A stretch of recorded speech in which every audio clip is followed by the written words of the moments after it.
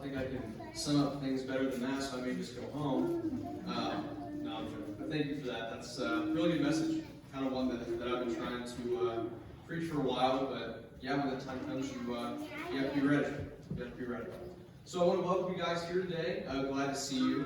Get a lot of joy coming here in the mornings and getting to come together and learn more about God, who His Son was. So as always, thank you for being here, making the church what it is. So today we're kind of following the same routine, going to do the same thing that we've done for the past few weeks, and we're going to go over another characteristic of Christ. We're going to dive a little deeper to kind of answer that question, who was Christ? Because like I've said for a few weeks, you may have heard me saying it, how do we live like Christ? How do we help others live like Christ if we don't know who He is? So that needs to be our goal, right? Number one, we need to be in our Bibles, do some detective work, find out who Christ was so we can live like that too. And today we're going to do that. So if you remember, I think I had this right, I might be missing one, but I think the first week we did this was the patience of Christ. Look at how he was the patient man. Week 2 was bravery. Saw how He took on the cross so that we can go to heaven one day. And week 3 was Christ the teacher, how He taught others about God. And today we have a brand new characteristic that we're going to look at. But first, I have to tell you something. So this may be hard for a lot of you to believe if you know me, but I am not the best planner. I am much more of a procrastinator when it comes to doing things, right? So I'd say that's probably the biggest difference between Faith and I. She's more of a, when I see it, I'm going to get it done. And I'm more of a, how much time do I have and when can I do it at the last second? That's more of me. And that's something that I really have to get better at. You know, for example, if you give me 2 weeks to study for a test, the earliest I'm even looking at it is 2 days before, not 2 weeks before. That's just kind of how I am. And hopefully a lot of you guys aren't like this, because it's not a good quality, and it's hard to break. It's hard to break. But in rare circumstances, and I mean pretty rare, when I do make a plan for something, I want it to go right. I want it to go the way that I set it up. I want it to go my way. And just yesterday, to kind of expand this, we had our second state baseball game for junior high. So if we win this one, we can go on to the state championship again and try to win that one. And that's our goal at the beginning of the season, win a state championship. So we worked hard in practice, put together a good plan, I thought. Went there yesterday, played a really good team from Edwardsville. And good news is, for us, is we actually started out really well. Pitching was great, defense was great. Through 3 innings, we were perfect. What's not good is the baseball game is longer than 3 innings, and that definitely hurt us a little bit. So we were up 3-0 in the game, and we were doing good. Defense was good, put a lot of pressure on them, and then they came back a little bit. Tied, it was 3-2. We were still winning. Went a little later in the game, and we scored another one, 4-2. And 2 innings left, we win. So we have to get 6 outs, and we go to the state championship game and hopefully win it. But in those 6 outs, they ended up scoring 6 runs. And we ended up losing 6-4 that game. So we will not play for the state championship. We'll play for third and try to win that one. But it didn't go our way. You know, we set up a game plan in practice, and we executed it for the most part, but we didn't the whole game. We planned it, but it didn't go our way. And I'm sure you've had experiences like this too, right? Where you want to do something, but it just doesn't quite go the way you want it. Maybe you've had to go to the store for for something that you needed, and you go there and it's not there anymore, and it's sold out. Or maybe you know that you paid a bill, but the company's saying, no, you didn't pay it, it's late, right? And you know that you paid that bill. Or maybe it's a more serious thing, like loss of a loved one, loss of a close friend. Whatever it is, we like things to go our way. We like to play life on our terms. But does it always go that way? No, it doesn't. And that's hard for us, right? Because we live in a time now where we can get comfort and convenience, we can control so many things. So when something doesn't go our way, it's hard. And we don't know quite how to deal with it. And if you want to know the truth, a lot of the times we don't deal with it very well. We don't deal with it well at all. Sometimes we can get selfish. We can only think of ourselves. You know, why didn't that work out for me? I deserve better, this, that, and the other. We can get mean. Blame somebody else. Why didn't you do that better, right? This is the way I wanted it. Why didn't you do it like that? right? We do all those things. And we can ask God, why is this happening to me? Instead of, God, how can I use this situation to show you to other people? You see, it's partly because we're human. We're born into this world in sinful nature. When we're born here, we have a sinful nature in us. Partly it's because we get sucked up to how the world acts, right? The world says if something doesn't go your way, throw a little tantrum and do whatever you have to do to feel better. Sometimes we do that. And partly is because it's a hard thing to look at a situation you don't like and accept it. It's hard to look at something that it's not going the way you want and say, okay, and accept it. That's not easy for us. We run away from it. We deny it.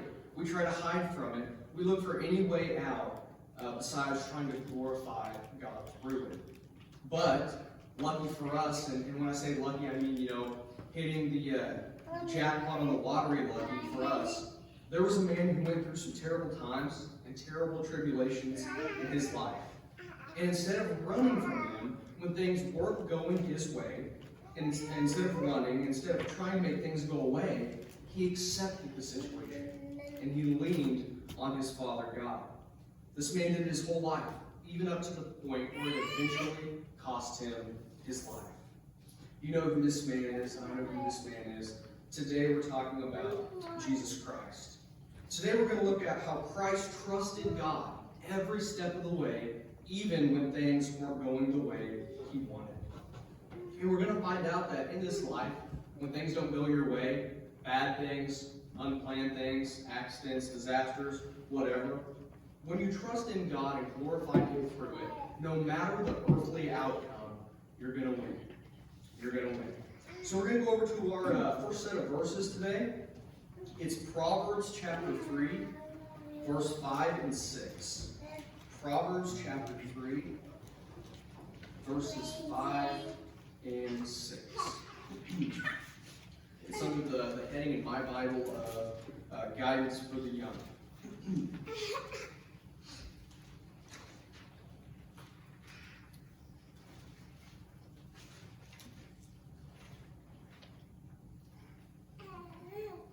All right, I will go ahead and read these verses. We'll have more, so we're not going to be here, not going to be here too long.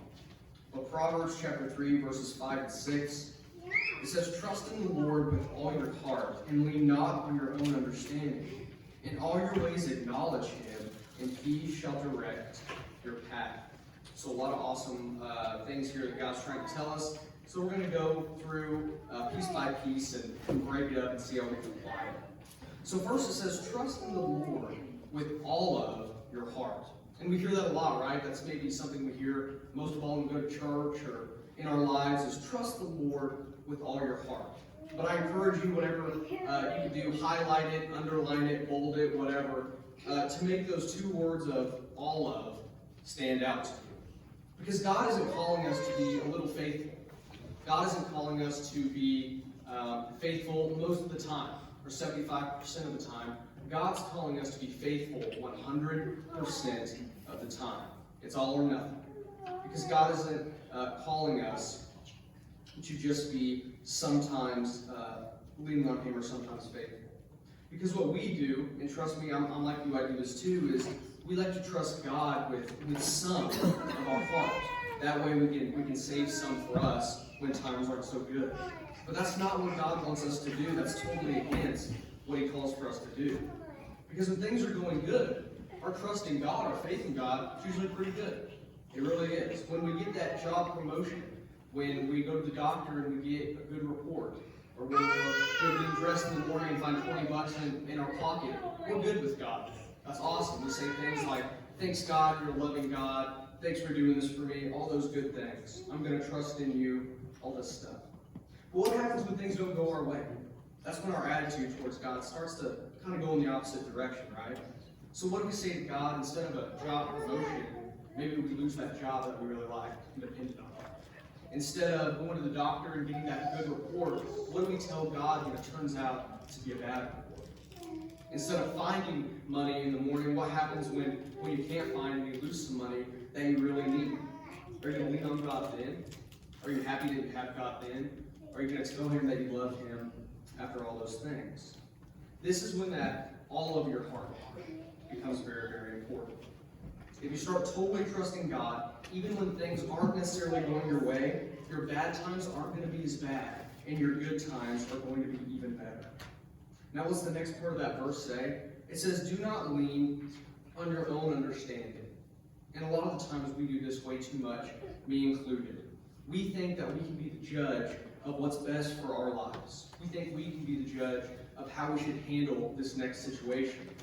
But if you take the smartest person in the world, I don't know who that is, who has the highest IQ, but if you take that person in the world and put his or her intelligence up against God, it's not even close.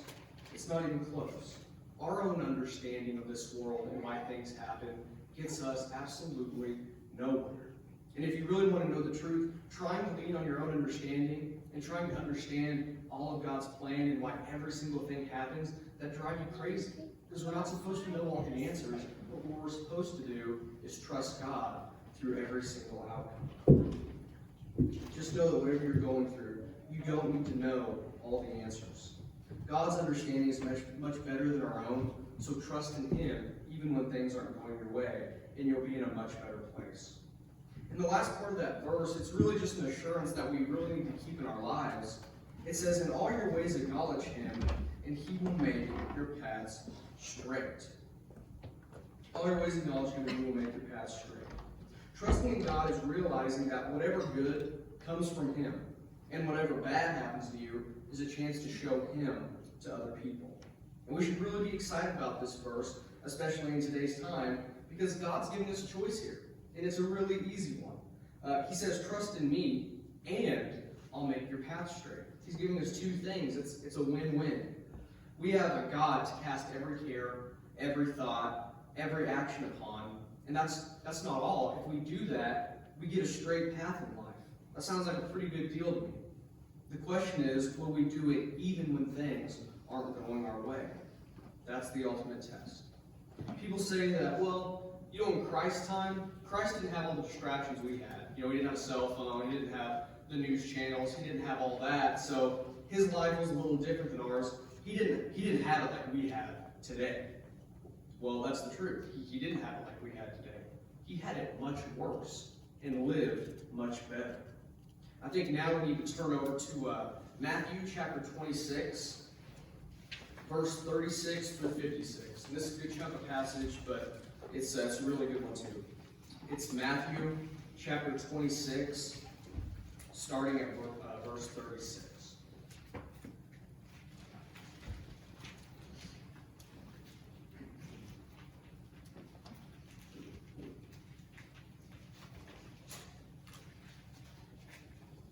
This is that famous passage. Jesus is he's praying in the garden. Kind of knows his fate, knows what's about to happen. We'll be here the rest of the time, so I'll go ahead and read it. Matthew chapter 26, verse 36 to 56. It says, Then Jesus came with them to a place called Gethsemane, and said to the disciples, Sit here while I go and pray over there. And he took with him Peter and the two sons of Zebedee, and he began to be sorrowful and deeply distressed. Then he said to them, My soul is exceedingly sorrowful, even to death. Stay here and watch with me. He went a little farther and fell on his face and prayed, saying, O my Father, if it is possible, let this cup pass from me. Nevertheless, not as I will, but as you will. Then he came to the disciples and found them sleeping, and said to Peter, What? Could you not watch with me 1 hour? Watch and pray, lest you enter into temptation. The spirit indeed is willing, but the flesh is weak. Again, a second time, he went away and prayed, saying, O my Father, if this cup cannot pass away from me unless I drink it, your will be done. And he came and found them asleep again, for their eyes were heavy. So he left them, went away again, and prayed the third time, saying the same words. Then he came to the disciples and said to them, Are you still sleeping and resting? Behold, the hour is at hand, and the Son of Man is being betrayed into the hands of sinners. Rise, let us be going. See, my betrayer is at hand. And I'm sorry, I know I said through 56, but I meant through 46. So Jesus is here, he's praying in the garden, saying, God, if there's any other way for your will to be done, let it be done. But if it's your will that I have to go through this, okay, I'll do it. So Jesus here, he's at the garden praying these things. He knows he lived a perfect life just for it to be brought to an end by the hands of our sin. And what does he do about that? Does he run away? Does he try to go hide? Does he snap his fingers and say, something else happened? No, he prays. And it's important to look at the wording of Jesus' prayer here. Because some people, and people against Christ and people like that, will say that no, Jesus wasn't being faithful here because he was trying to get out of it, right? He was looking for every out, so how is that being faithful? Well, that's not totally true. Because if you pay attention to the wording, I don't think you can miss the incredible obedience of Christ. And it's simply because Jesus says, if and not make. If and not make. And I'll explain that. When Jesus knows his life's on the line, he says, God, if there's another way, make it happen. He doesn't say, God, make it happen another way. Excuse me. He says, if. And he ends with saying, God, your will be done. And he accepts it. So Christ, I wouldn't say he's trying to look for a way out. He obviously didn't want to die. He obviously didn't want to be killed, just like any other man. But he accepted it. And that's pretty incredible obedience. If there's a time and place to kind of symbolize trusting in God when things aren't going your way, this passage, this is it. Now we need to look at why. The why behind we need to start trusting God even when things aren't going our way. Because we know Christ did, and we need to live a life like him. Well, first, when we start trusting in God, even in tough times, even in times where we feel like nothing's going right for us, we show Christ to people much, much more. We really do. Again, this example I'm about to use, I use it a lot, but I think it's a useful one because a lot of people see it. Just a week ago, I believe, today's Sunday, so obviously a week ago, I was watching a football game, and again, another kicker, he missed a field goal. And instead of getting mad and throwing his helmet on the ground and on the bench and everything, he pointed up to God, and he acknowledged God. A lot of kickers, when they make one for their team, they'll point up to God, they're happy, they're thankful, whatever. But when they miss, they're usually mad. They go back to the bench, throw their helmet and everything. But this guy didn't, right? And it went all over social media, and a bunch of people saw it, how strong this guy's faith is. But if he just pointed up to God and acknowledged him after he made it, that's not new. A ton of people do that. Nobody cares about that. But he did it even in his trials and tribulations. That's pretty important. You see it in baseball a lot, right? Guys hit a home run, they come touch home, point up to Christ. But when they strike out, do they do that? No, they throw their helmets on the ground, they throw their bats on the ground, have a temper tantrum, right? Get thrown out of the game. If a guy did that, if he pointed up to God after striking out, that'd get people's attention, right? We'd start to look at that. People talk about the ones who acknowledge God when they don't do something good. Word travels fast when you acknowledge God in hard times. And for people that have already went through a tough time, this can really help them. Because they see that someone is doing better off from trusting God even in their trials, they may start to trust in God themselves. And all of a sudden, that bad thing that happened to you, it's turned into a good thing because Christ has saved another soul. That's the power of trusting God even when things aren't necessarily going your way. The next reason why it's so important to trust Christ when things aren't going your way is because it betters ourselves. No one likes being sad. No one likes being alone. But the good news is you don't have to. Because whenever things aren't going your way, it's going to be really tough to try to take all that on yourself and try to lean on your own understanding like we saw not to do. But you can go through it with somebody, and that somebody is God. If we go through it with God, maybe we can make it a positive thing. We're going to feel much better. It's going to make our lives a lot better. And then when we trust God, even in hard times like Christ, we begin to grow. It's a thought I had the other day, and I don't know why I thought about it like this, but as kids turn into teenagers and their bodies start to grow, get taller, their bones lengthen, all that stuff. And it can be painful on the body, right? You hear a lot about kids having growing pains. They wake up in the night, their shins hurt. It's because their bones are growing, right? The same is true as a Christian. If you really want to grow as a Christian, it's going to take some pain. It's going to take some hard times to go through. But trust me, if you trust in God, you're going to grow. And when you grow closer to God, that's a really cool thing. That's a really good thing. So now let's get to the how. If it's such a hard thing to trust in God, even in the hard times, how do we do it? First, like we said earlier, do not lean on your own understanding. It's not going to get you where you need to be. You need to lean on God's understanding.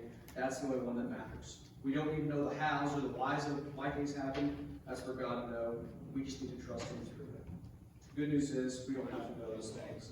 We just have to trust God.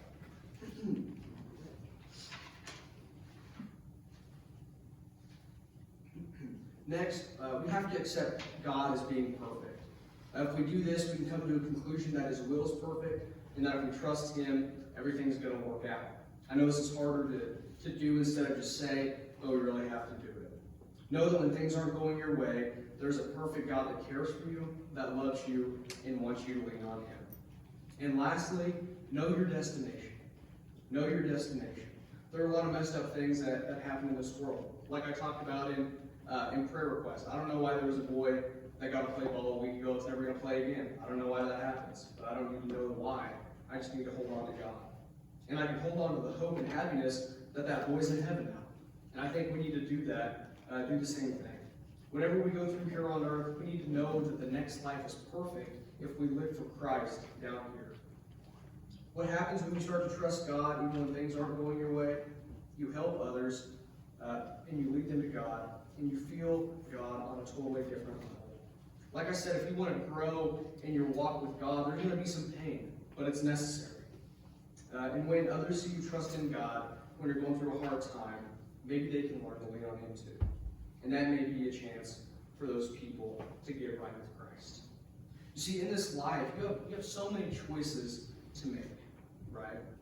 You can love, lean on, and trust God during all the time, or you can trust, love, and lean on God some of the time. When things are going good, when you feel like it, that type of thing.